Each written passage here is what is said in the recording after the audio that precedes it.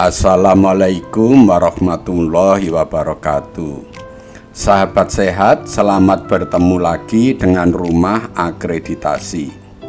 Rumah akreditasi adalah rumah tempat kita belajar, bertanya, dan berdiskusi masalah akreditasi.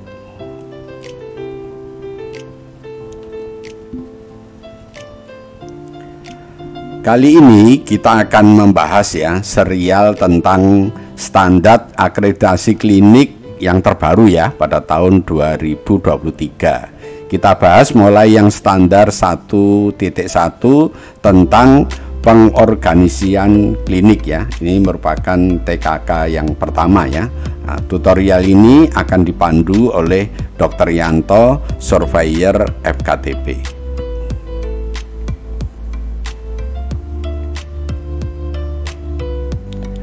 Baik, kita pahami dulu tentang gambaran umum tentang klinik Jadi ini tentang yang kita bicarakan tentang pelayanan klinik dan tata kelola klinik Kita bahas dulu yang pelayanan klinik Jadi macamnya pelayanan di klinik itu yang pertama adalah rawat jalan Jadi pelayanan di klinik itu macamnya bisa rawat jalan kemudian rawat inap jadi bisa rawat inap kemudian gawat darurat kemudian persalinan jadi nanti tergantung dari kliniknya ada yang hanya rawat jalan aja, ada yang rawat jalan dengan rawat inap, ada yang ditambah lagi gawat darurat, ada yang ditambah lagi dengan persalinan. Ini adalah macam-macamnya pelayanan di klinik Kemudian yang tata kelola klinik klinik sebaiknya mempunyai visi dan misi,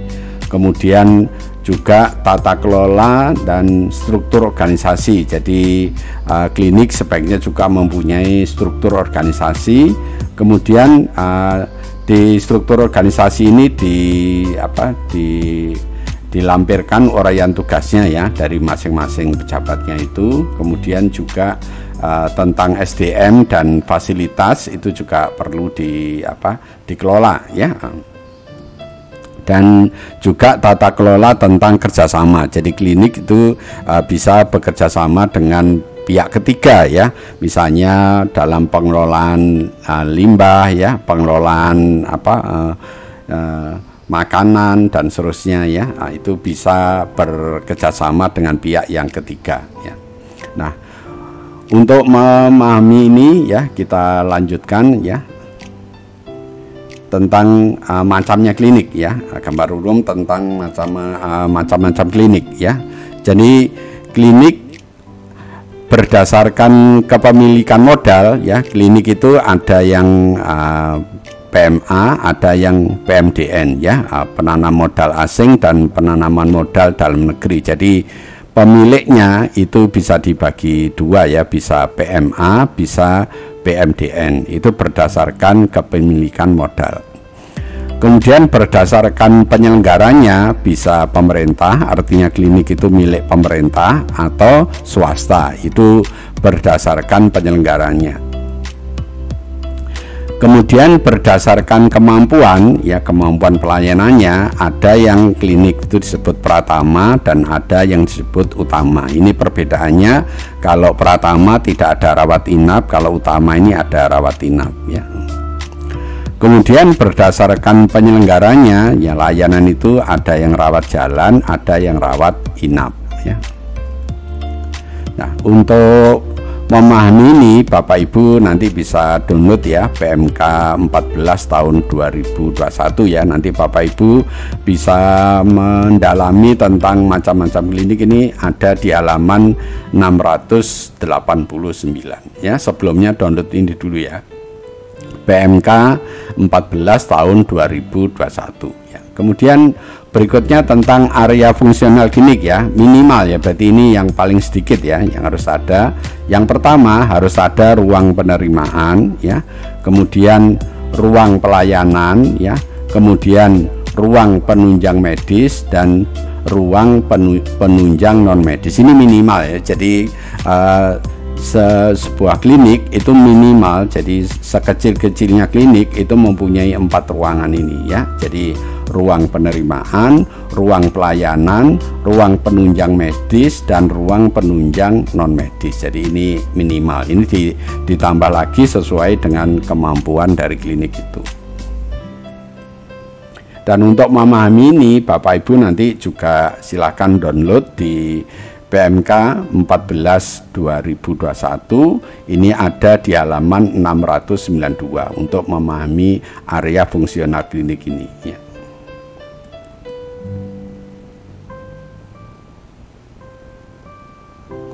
Berikutnya tentang bangunan ya, bangunan di klinik ya, paling sedikit itu apa aja. Jadi untuk membangun sebuah klinik ya, itu ada bangunan minimal yang harus ada ya. Jadi kalau Bapak Ibu mempunyai klinik, tolong ini diperhatikan bahwa bangunannya itu ada minimalnya ya. Jadi yang pertama itu adalah ada ruang pendaftaran ya. Jadi ini yang pertama. Kemudian yang kedua adalah ruang administrasi.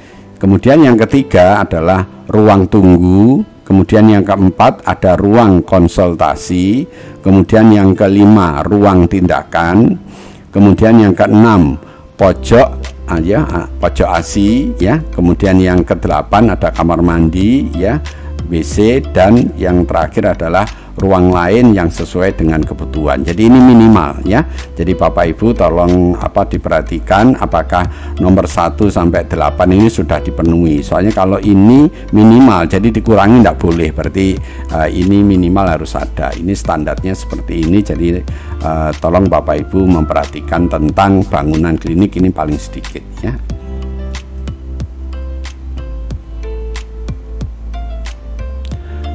Berikutnya tentang klinik yang rawat inap ya. Nah, rawat inap ini harus memiliki apa aja yang kita lihat ya. Yang pertama ya, ruang rawat inap ya, namanya klinik rawat inap ya, harus punya ruang rawat inap ya. Berikutnya harus punya ruang gawat darurat. Jadi kalau ini bedanya ya, kalau rawat inap harus disertai dengan ruang gawat darurat ya. Kemudian ruang staf klinik ya, ini juga harus disediakan. Kemudian instalasi atau ruang farmasi ini juga harus disediakan ya. Oke. Berikutnya adalah ruang laboratorium ya, dan ya ruang dapur gizi ya. Jadi ini untuk klinik rawat inap ini harus memiliki ini ya, mulai dari ruang rawat inap sampai ruang dapur gizi ya.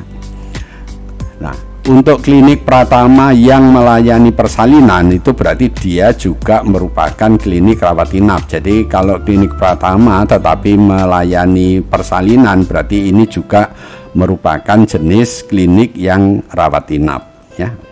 Nah, klinik yang rawat inap itu harus memiliki minimal 5 tempat tidur dan maksimal 10 tempat tidur. Jadi tolong standar ini Bapak Ibu perhatikan untuk ditepati. Jadi klinik rawat inap itu minimal 5 ya, maksimal 10 tempat tidur ya. Untuk memahami ini Bapak Ibu silahkan download ya PMK 14 tahun 2021, nanti ada di halaman 726 ya. Jadi nanti Bapak Ibu silahkan melihat, mendownload dulu, kemudian di halaman ini ya.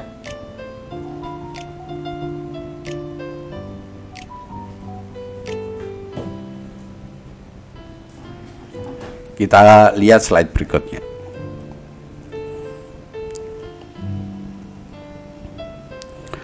Berikutnya sekarang mari kita lihat standar 1.1 tentang pengorganisasian klinik ya. Ini di TKK yang pertama ya. Oke. Ya.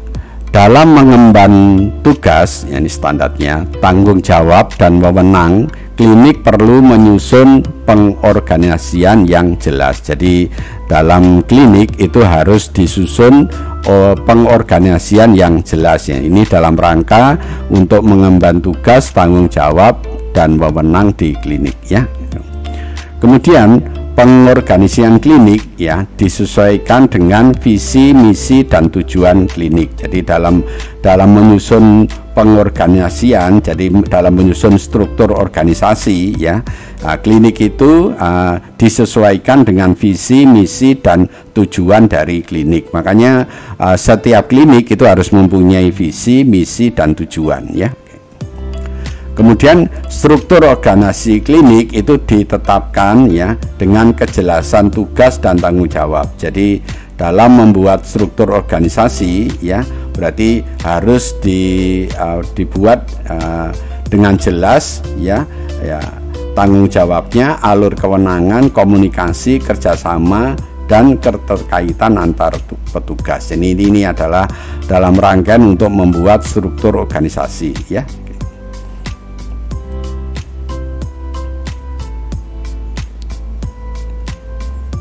Berikutnya kita lihat tentang maksud dan tujuannya ya. Klinik ya menetapkan visi, misi, dan tujuan itu sebagai landasan untuk operasional ya. Tadi sudah sebutkan bahwa sebuah klinik harus mempunyai visi, harus mempunyai misi dan tujuan. Ditetapkan ya, jadi kalau ditetapkan berarti nanti di SK-kan, berarti visi dan misi ini harus di SK-kan, visi, misi, dan tujuan ya. Kemudian berikutnya, penetapan visi, misi, dan tujuan tersebut dapat dilakukan oleh pemilik ya, atau pihak yang memiliki wewenang ya, sesuai dengan peraturan. Jadi yang menetapkan visi, misi, dan tujuan itu pemilik ya.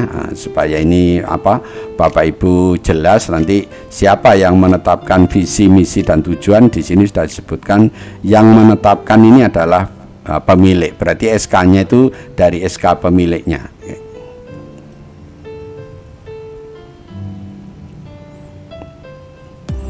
Berikutnya kita lihat maksud dan tujuan yang berikutnya ya. Klinik dalam menjalankan tugas, tanggung jawab, dan wewenang itu menyusun struktur organisasi yang menggambarkan mekanisme, alur tugas, dan wewenang. Jadi dalam membuat struktur organisasi itu harus jelas tentang alur tugasnya dan wewenangnya. Jadi nanti dalam membuat struktur organisasi seperti ini itu harus jelas, harus disertakan juga itu tugas dan wewenangnya ya. Ini yang dimaksudkan ya.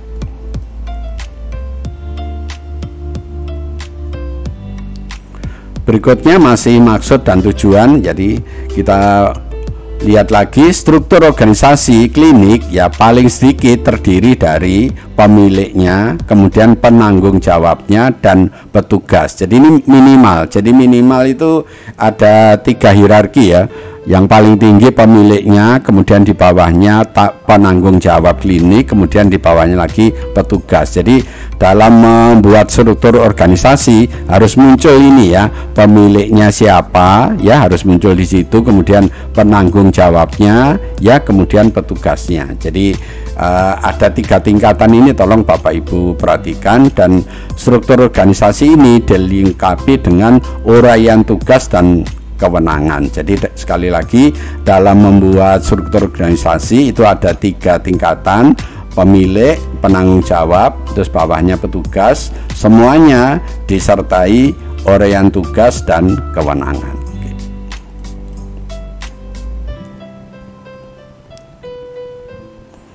Baik, kita lihat sekarang EP-nya ya, elemen penilaiannya ya. Ini kita perhatikan, dan dokumennya nanti apa ya, kita pelajari bersama.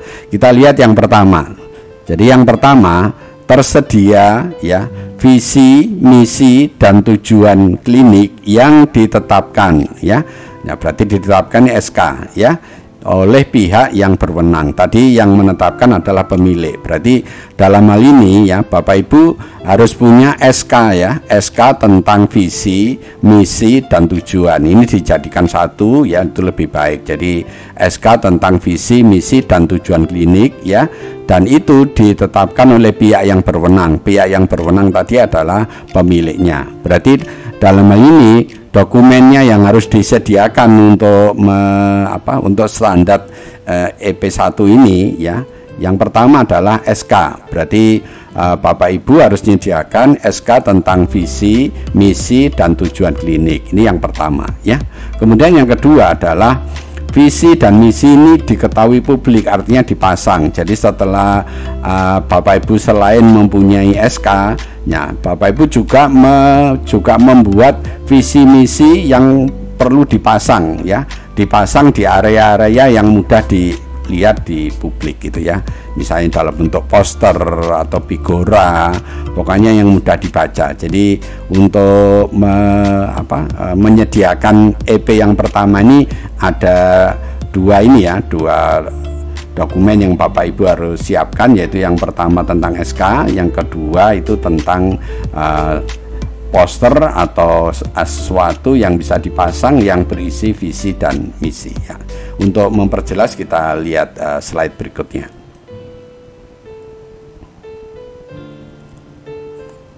Jadi Bapak Ibu tadi kan mempunyai visi, misi, dan tujuan klinik. Nah ini harus di SK-kan. Berarti Bapak Ibu harus mempunyai SK seperti ini ya.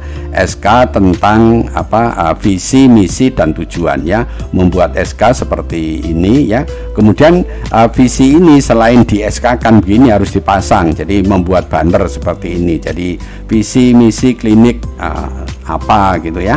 Ya, klinik Melati misalnya begitu. Nah visinya apa, misinya apa. Jadi maksudnya selain Bapak Ibu harus membuat SK, yang kedua Bapak Ibu harus membuat visi misi yang dipasang. Jadi ini berbeda. Nah dipasang ini di mana? Dipasang di tempat-tempat yang mudah dilihat oleh publik ya. Terserah Bapak Ibu membuatnya di mana ya. Dan ini nanti dibuktikan di foto ya.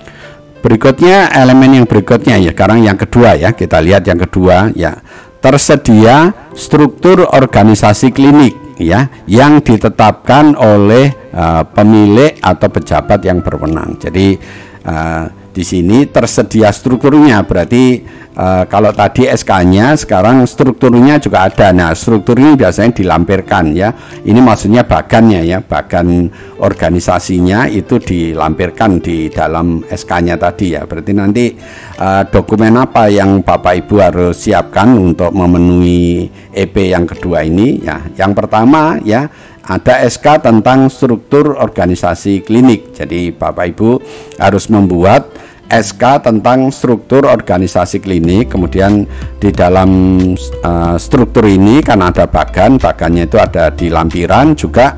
Jangan lupa juga dilampirkan tentang uraian tugasnya ya. Jadi yang pertama Bapak Ibu membuat SK struktur organisasi klinik. Kemudian yang kedua adalah bagan struktur organisasi klinik ya. Jadi ini merupakan lampiran. Jadi di SK ini ya, sekali lagi ada bagannya ini nanti dilampirkan. Kemudian juga tentang uraian tugasnya, wewenangnya juga harus dilampirkan. Jadi supaya lengkap ya. Dan struktur organisasi ini kemudian diketahui publik, artinya dipasang. Jadi seperti visi dan misi tadi ya, selain di SK-kan juga perlu dipasang di area yang mudah diakses ya, misalnya membuat poster ya, membuat banner dan seterusnya ya, atau di share di web dan sebagainya, pokoknya yang mudah dilihat oleh publik ya. Ini adalah cara menyediakan atau memenuhi EP yang kedua ya.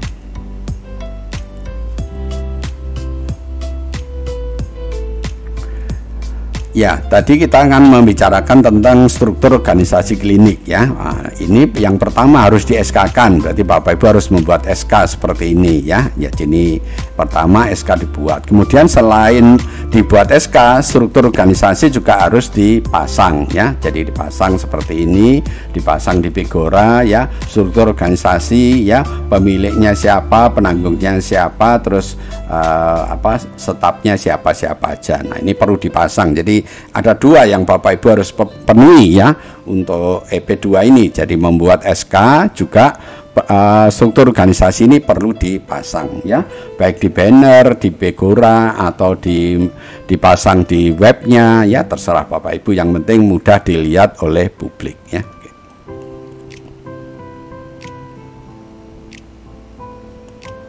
Kemudian tentang struktur organisasi klinik ya kita lebih pahami lagi ya. Yang pertama, struktur organisasi klinik ya paling sedikit itu terdiri dari penanggung jawab klinik yang juga merupakan pimpinan klinik ini ya. Tapi kalau pimpinan dan penanggung jawabnya berbeda, berarti pimpinannya dulu baru penanggung jawab kliniknya ya. Juga penanggung jawab kegawat daruratan dan penanggung jawab kefarmasian. Jadi di klinik itu ada 3 penanggung jawab ya. Jadi yang pertama penanggung jawab klinik, yang kedua penanggung jawab kegawat daruratan, kemudian yang ketiga penanggung jawab kefarmasian. Jadi ini berbeda ya.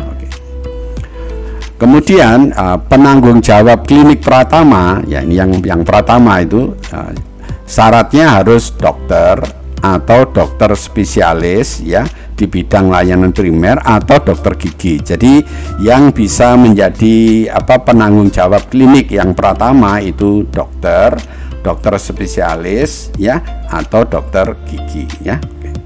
Kemudian yang kedua, untuk penanggung jawab di klinik utama ya itu dokter ya, dokter gigi, dokter spesialis atau dokter spesialis gigi ya. Ini untuk yang klinik yang utama ya. Berikutnya penanggung kegawat daruratan itu harus dokter ya.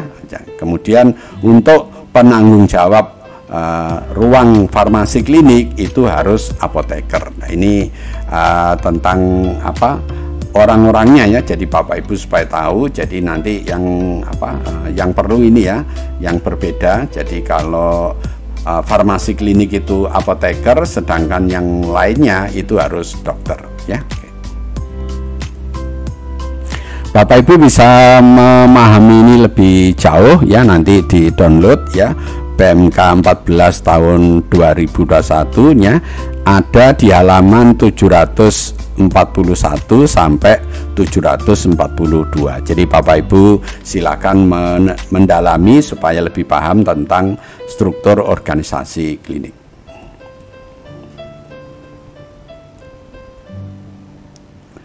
Berikutnya tentang elemen penilaian yang ketiga ya, EP yang ketiga ya, kita baca ya.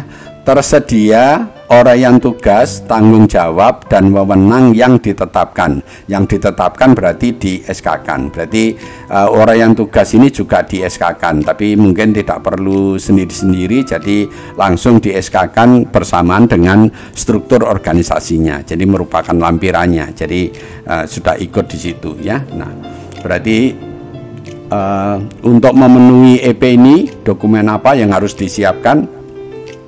Jadi yang pertama adalah SK tentang struktur organisasi ya. Jadi struktur organisasi klinik yang dilengkapi dengan uraian tugasnya. Jadi uraian tugasnya ini merupakan lampirannya. Jadi diikutkan di SK struktur organisasinya. Kemudian yang berikutnya uraian tugas ya. Ini ada 4 ya. Bapak Ibu kalau membuat ya lengkap ini. Jadi masing-masing itu punya tugas pokok ya, punya tugas tambahan ya, punya wewenang dan punya tanggung jawab ya. Kalau tidak ada ya enggak apa-apa ya, yang penting uraian tugas itu lengkapnya tentang tugas pokok, tugas tambahan, wewenang dan tanggung jawab ya. Oke. Tugas pokok itu ya berhubungan dengan profesinya ya. Kemudian kalau tugas tambahan itu berhubungan dengan tugas yang diberikan oleh atasannya ya, itu tugas tambahan. Kemudian wewenang itu berhubungan dengan tugas pokoknya, kalau tanggung jawab itu berhubungan dengan tugas tambahan. Jadi untuk membuat uraian tugas itu lengkapnya ada 4 ini ya, tugas pokok, tugas tambahan, wewenang dan tanggung jawab. Terima kasih telah menonton video ini ya. Jangan lupa jika video ini Bapak Ibu anggap baik ya, beri kami like ya. Dan Bapak Ibu jangan lupa untuk subscribe ya, supaya Bapak Ibu tidak ketinggalan kalau kita upload video-video yang baru. Dan kalau ada sesuatu yang kurang jelas tolong ditulis di komen, dan kalau Bapak Ibu juga minta video yang sesuai yang diharapkan juga tolong menulis di komen. Dan yang terakhir, tolong bantu kami untuk share video ini kepada saudara kita yang lain, agar saudara kita yang lain itu bisa ikut menikmati manfaat dari video ini ya.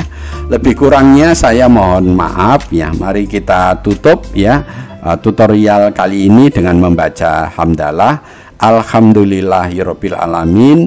Wassalamualaikum warahmatullahi wabarakatuh.